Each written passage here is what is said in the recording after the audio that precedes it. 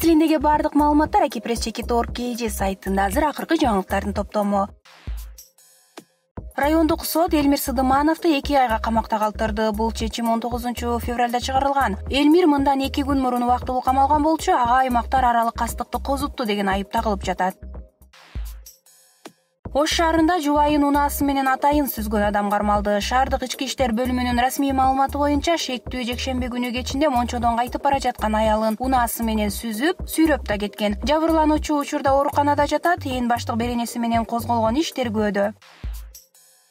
Коронавируска байланыштуу карантин жарыяланган Япониядагы саякат кемесиндеги кыргызстандык жарандын абалы туруктуу, дене табы көтөрүлгөн жок. Япониядагы элчиликтин бүгүнкү маалыматы боюнча кемедеги 14 күндүк карантин 19-февралда аягына чыкты. Андагы жүргүнчүлөрдү 2 күндүн ичинде жеке чыгаруу пландалып жатат. Кыргызстандык жаран жүргүнчү эмес, экипаждын мүчөсү болгондуктан кемеден чыгарылган жок.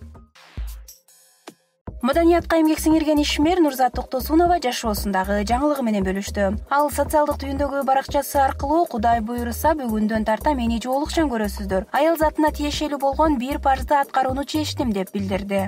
Жоолукчан көрөсүздөр. Аллахымдан берип жаткан жашоомдогу баардык жакшылыктарына чексиз шүгүрчүлүк кылам.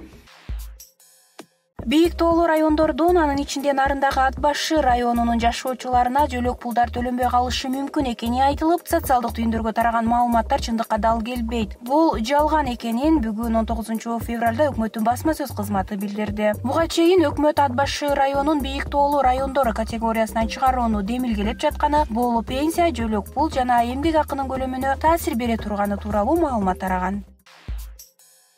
Бардык маалыматтарды уюлдук телефондон эле окусаңыз болот. Ал үчүн Баракелде мобилдик тиркемесин көчүрүп алыңыз.